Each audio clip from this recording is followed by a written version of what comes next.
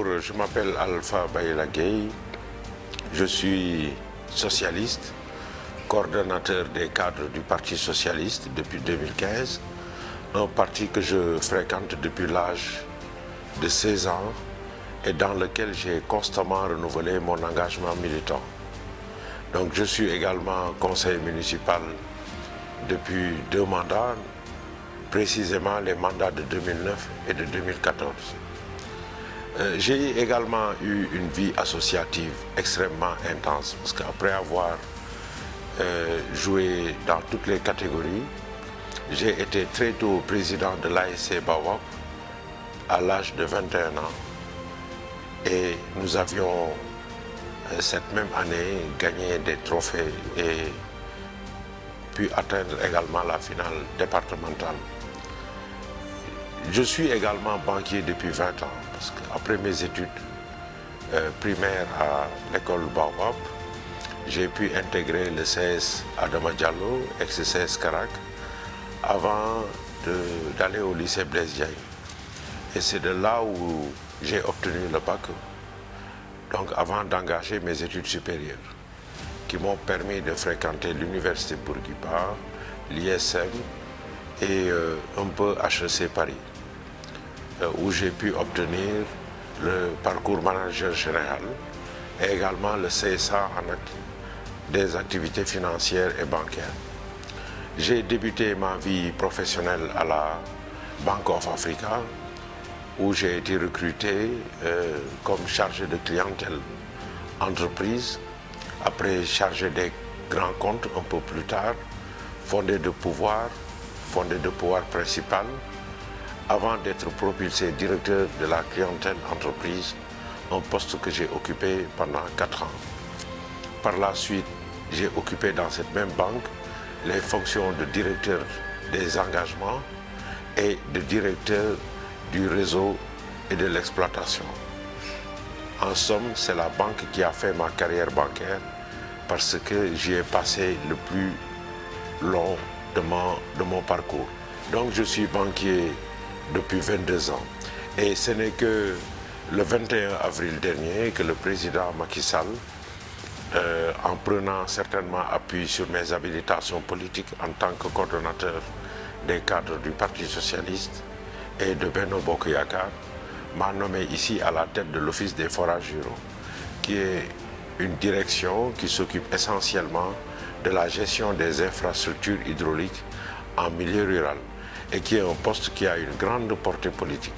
Donc en substance, mon parcours a été marqué par le fait que je ne suis pas un politicard, j'ai pas été qu'un politicien. J'ai eu une vie privée épanouie et parallèlement je menais mes activités politiques. Ce qui me différencie des autres candidats, c'est que autant j'étais en train de travailler dans le privé, de m'épanouir professionnellement, autant mon instinct patriotique n'a ni faibli, ni dormi un seul instant, parce que je me suis engagé très tôt au Parti socialiste à l'âge de 16 ans. Nous nous apprêtons à engager une élection locale qui est très importante. Je voudrais féliciter en tout cas toutes les listes qui sont en concurrence et leur souhaiter la paix et la tranquillité. Notre liste, celle du Parti socialiste, a beaucoup travaillé. Elle a conçu une offre écrite par notre propre main et qui résulte essentiellement des échanges que nous avons eus avec les populations pendant plusieurs mois. C'est une liste aussi qui a la caractéristique de prendre appui sur les valeurs et principes qui guident notre parti, des valeurs d'équité, des valeurs de partage, des valeurs de justice sociale. C'est la raison pour laquelle nous avons travaillé sur les deux extrémités. D'abord sur la très petite enfance, ensuite sur les personnes âgées. Et durant tout le parcours du programme, nous n'avons abandonné aucune cible en difficulté. Sur l'éducation, nous avons travaillé sur 4 piliers essentiels.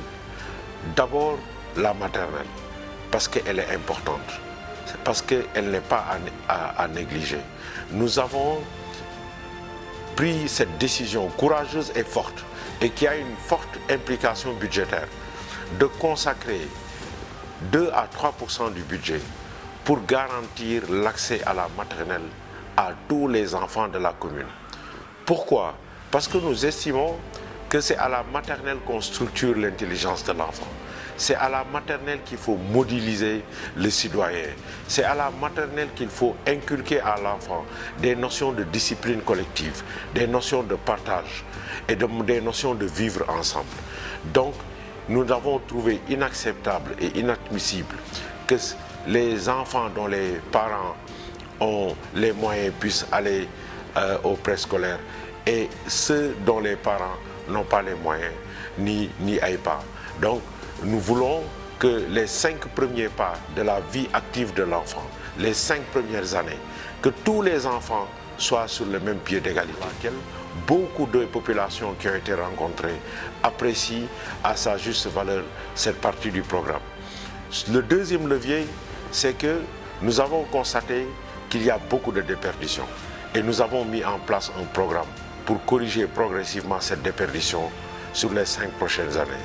Parce que nous avons beaucoup de jeunes qui sont dans nos quartiers, qui ne font rien du matin au soir. Ces jeunes-là, on a décidé de les réintégrer dans la vie active, de les accompagner par la mise en place de ce qu'on a appelé les bourses métiers. La commune va essentiellement orienter vers les bourses vers des métiers. Les bourses ne seront plus servies forcément à ceux qui vont faire des métiers, des activités de banque, de services ou d'assurance. Nous allons orienter l'essentiel de nos ressources, de nos allocations boursières, en fait des métiers. Et nous en avons choisi 3 en raison de leur fort taux d'employabilité. D'abord, la métallurgie et la soudure, parce que nous allons vers une étape importante de notre vie, c'est l'exploitation de nos ressources pétrolières et gazières. Et il faut qu'on repositionne les jeunes de Mermoz Sacré-Cœur vers ce métier-là qui exige et demande beaucoup de main-d'œuvre. La deuxième activité, c'est l'électromécanique, avec la manipulation de la valise électromécanique. Donc les jeunes qui le souhaiteront pourront également suivre en fait des études sur ce métier-là. Et nous avons les TIC, parce que c'est un métier qui est vaste et qui peut absorber beaucoup de jeunes. Donc, nous ne sommes pas encore fermés. Nous allons encore en choisir certainement d'autres. Mais pour le moment, nous en sommes limités à ces 3 métiers pour permettre à ces jeunes-là maintenant d'avoir un métier. Parmi ces jeunes, il y en a qui sont sains, il y en a qui ne sont pas sains malheureusement parce qu'étant sous l'emprise de la drogue. Pour ces jeunes-là, nous avons décidé en fait de les aider. C'est la raison pour laquelle nous sommes presque le seul programme à avoir structuré, élaboré un programme sur la toxicomanie. Donc ces jeunes-là seront envoyés dans des centres pour les aider et on va les réhabiliter avant de pouvoir envisager quelque chose avec eux. C'est la raison pour laquelle nous avons pris cette décision d'organiser chaque année ce qu'on appelle le forum des formations. Et le forum des formations, c'est quoi? On ne cherche pas les entreprises forcément. On va appeler les meilleures expertises de la commune. Les banquiers, les assureurs, les commandants de bord, les médecins, par filière, les ingénieurs par filière et par option, les architectes. On va les regrouper par métier dans des salles de classe. Et on va y inviter que les élèves de seconde qui vont être constitués en groupe de 3 ou 4 maximum et qui vont rentrer dans les salles pour les rencontrer, pour échanger avec eux, leur poser des questions les plus cocasses, des plus biscornues, des questions sur leur activité, sur qu'est-ce qu'ils font au bureau le matin et comment est-ce que on devient banquier, comment est-ce qu'on devient un médecin, comment est-ce qu'on devient un pilote. Ce que nous espérons à l'issue de cet exercice, c'est que le jeune puisse d'abord trouver un modèle parmi ces gens qui sont présents. C'est important parce que la référence, elle est très importante en matière d'ambition. Ce qu'on cherche aussi, c'est que si le jeune s'entretient avec le banquier, avec l'assureur, avec l'architecte, à la fin de l'exercice, il pourra, en fonction de sa personnalité, voir quelle est l'activité qui sied le mieux à sa personnalité. C'est l'ambition que nous avons de repositionner cette commune vers l'excellence. Malheureusement, la commune, elle est très peu entendue et ou audible lors des événements qui consacrent l'excellence au niveau de ce pays. On entend beaucoup plus des lycées, Limamoulaye, Mariamaba. Donc ce que nous souhaitons, c'est d'abord créer une école d'excellence dans la commune, avec des outils pédagogiques les plus pertinents, une grande bibliothèque qui sera ouverte à l'extérieur, et également même un amphithéâtre qui nous permettra en fait de pouvoir travailler sur la culture, sur des conférences, etc. au niveau de la commune pour enrichir en tout cas le débat intellectuel dans la commune. Nous allons beaucoup investir sur la santé. D'abord le relèvement du plateau médical et un bon dimensionnement, un bon maillage de nos postes de santé. Tout le monde le sait, on a un déficit. Nous sommes à près de 50 000 habitants et tout le monde sait qu'à chaque 10 000 habitants, il faut à peu près une structure de santé qui structure la zone. Donc nous allons rattraper le gap. La commune, actuellement, le maire sortant a déjà engagé des travaux à Baobab et à Sacré-Cœur. Nous allons poursuivre ça et si nécessaire, nous allons ériger encore un 5e poste de santé. Mais nous ne sommes pas arrêtés à ça. Nous avons constaté également que nos quartiers sont vieillissants et que nous commençons même à avoir des centenaires. Donc c'est le moment de commencer à structurer en fait une offre sanitaire autour des personnes âgées. C'est la raison pour laquelle nous avons décidé en fait de recruter un gériatre ici dans la commune qui va s'appuyer sur un service d'assistance mobile qui va fonctionner H24, qui va aller chercher nos parents dans les maisons pour l'aide à la prise de médicaments, aide pour les premiers soins, aide sur le suivi médical pour les prises de rendez-vous. Surtout les personnes âgées désorientées et les personnes âgées à mobilité réduite.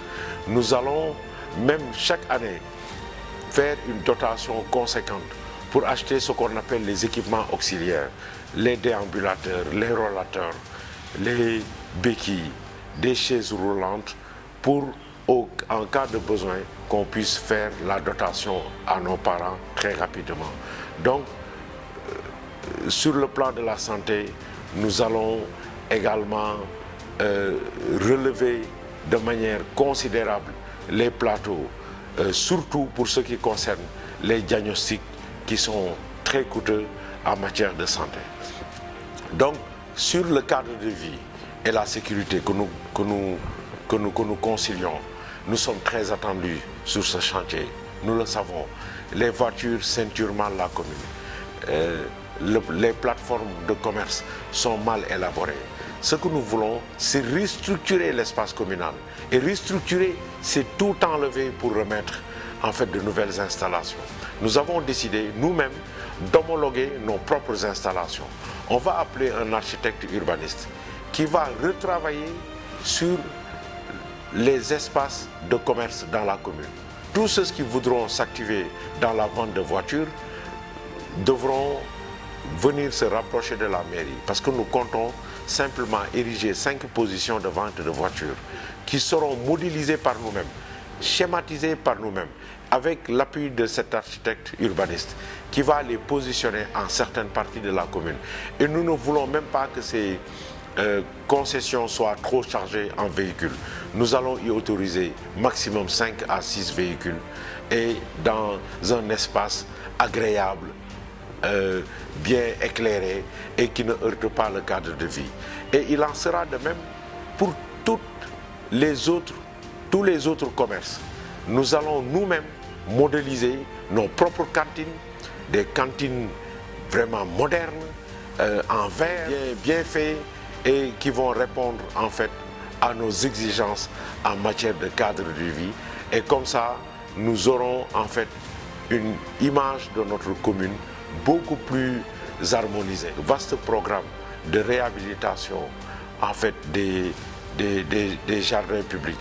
Nous avons un programme sur l'éclairage public qui va s'appuyer sur en fait les écoquartiers.